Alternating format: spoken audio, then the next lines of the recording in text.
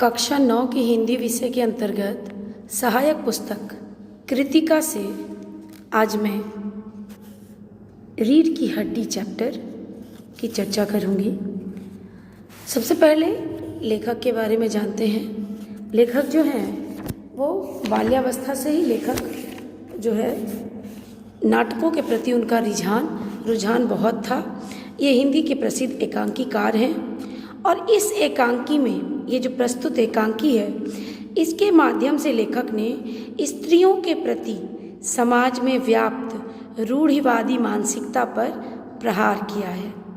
यह एकांकी जो है इसका कथानक रामस्वरूप, उसकी पुत्री उमा, गोपाल प्रसाद एवं शंकर जैसे लालची चरित्रों के इर्द गिर्द घूमता है। इस एकांकी में गोपाल प्रसाद के विचार अत्यंत निराशावादी हैं जो समाज के लिए घातक हैं। वहीं रामस्वरूप की बेटी उमा का कथन वर्तमान समाज की युक्तियों की पीड़ा के रूप में प्रकट हुआ है। ये नाटक का अगर सार हम देखें तो ये नाटक वास्तव में समाज में लड़कियों को एक बोझ की तरह जो समझा जाता है उसकी क्या वजह है उसके ऊपर चर्चा है। एकांकी का कथानक जो है वह एक रामस्वरूप और उसकी पुत्री इन दोनों के इर्द गिर्द घूमती है। रामस्वरूप के चरित्र में विरोधाभास है। एक तरफ वो अपनी पुत्री को पढ़ाते लिखाते हैं कि वो ग्रेजुएट हो, अपने आप को समझ सके, और वहीं दूसरी ओर उसकी शादी के लिए वो इस सत्य को छुपाते हैं। एकांकी का कथानक अगर सार शब्दों में देखें तो रामस्वरूप की पुत्री उमा जो है उसको देखने आने वाले हैं लड़के लोग और उनके स्वागत की तैयारी जोर शोर से चल रही है, जिसमें उमा की माँ प्रेमा, रामस्वरूप और नौकर रतन लगे हुए हैं। इसी बीच रामस्वरूप और उनकी पत्नी प्रेमा की बातचीत से पता चलता है कि उमा की माँ जो है वो लड़की के बहुत पढ़े लिखे होने की बात को बेहतर नहीं मानती है। उनके अनुसार लड़की का शिक्षित हो जाना ही बहुत है। उमा की माँ जो है वो रामस्वरूप को उलाहना देती है कि आपने ही उमा को पढ़ा लिखा कर सिर पर चढ़ा लिया है, और इससे अच्छा तो हमारा समय था जब लड़कियां पढ़ा लिखा नहीं करती थी या कम पढ़ती थी और शादी में कोई परेशानी नहीं होती थी। ना आप पुत्री को अधिक पढ़ाते और ना ही जो है आपकी पुत्री जो है इस तरह की बातें करती कि सजना संवरना पसंद नहीं, ये लड़का नहीं अच्छा, वो लड़का नहीं अच्छा। रामस्वरूप जो है उन्होंने उमा को देखने आने वालों के लिए स्वागत का पूरा प्रबंध कर रखा है और वह प्रेमा से कहते हैं कि गोपाल प्रसाद को यह हरगिज पता नहीं चलना चाहिए कि उमा बीए पास है, उसे मैट्रिक पास बताना। गोपाल प्रसाद जब आते हैं तो वो दकियानुसी विचारधारा वाले हैं। उन्हें अधिक पढ़ी लिखी लड़की नहीं चाहिए क्योंकि उनके अनुसार लड़कियां घर के लिए तथा लड़के बाहर के लिए होते हैं। गोपाल प्रसाद और शंकर जब उनके घर आते हैं तो रामस्वरूप विनम्रता पूर्वक उनके स्वागत में जुट जाते हैं और दोनों के बीच अलग अलग तरह की बातें होती हैं और स्पष्ट ये पता चलता है कि गोपाल प्रसाद को लड़कियों की पढ़ाई लिखाई बिल्कुल पसंद नहीं है। वे शादी से पहले लड़की को अच्छी तरह जांचना और परखना चाहते हैं।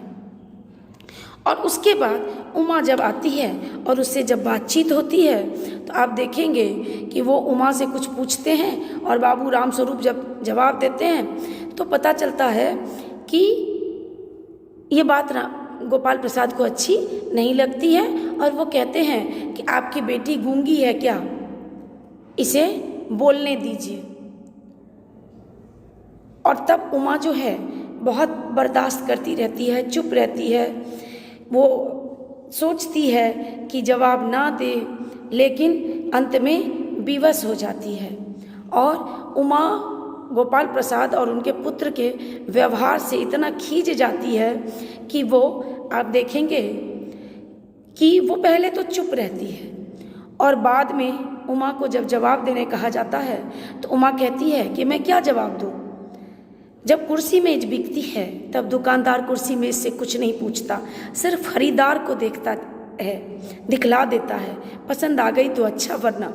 और इस वाक्य में देखो, स्त्री की पीड़ा छुपी हुई है। क्या स्त्री दर्शनीय वस्तु है या बिक्री के हेतु कोई चीज़ है जिसे देखा जाए, परखा जाए?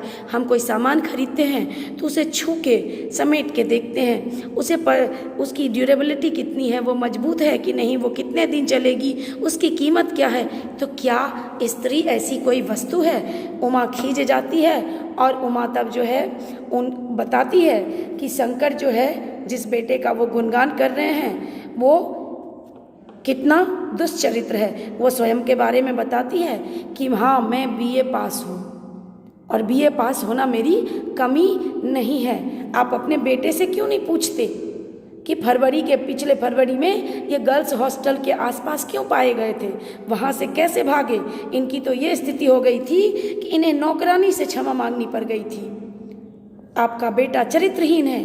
वो कहती है कि घर जाकर पता कीजिए कि आपके पुत्र के शरीर में बैकबोन है कि नहीं। और यहीं पे एकांकी खत्म हो जाती है।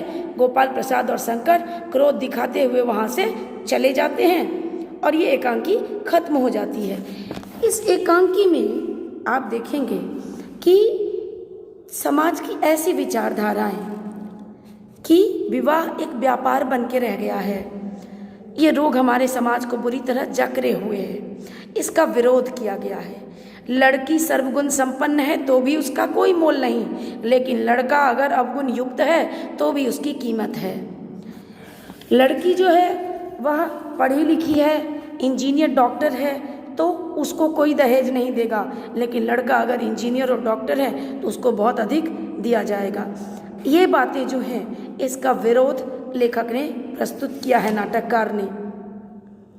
अब एक बात और भी है कि क्या स्त्रियां सिर्फ घर तक सीमित हैं? नहीं, समय बदल गया है और प्रत्येक कार्य क्षेत्र में अब कार्यरत है। अपनी प्रतिभा और परिश्रम के उत्कृष्ट उदाहरण प्रस्तुत कर रही है। उन्हें गृहस्थी की चार दीवारी तक सीमित रखने का अर्थ समाज का विकास रोकना है। तो ये सब चीज़ें जो हैं अब संभव नहीं है। इस पाठ का उद्देश्य वास्तव में लड़कियों को समाज में जो कम सम्मान मिलता है उसके प्रति ध्यान खींचना है।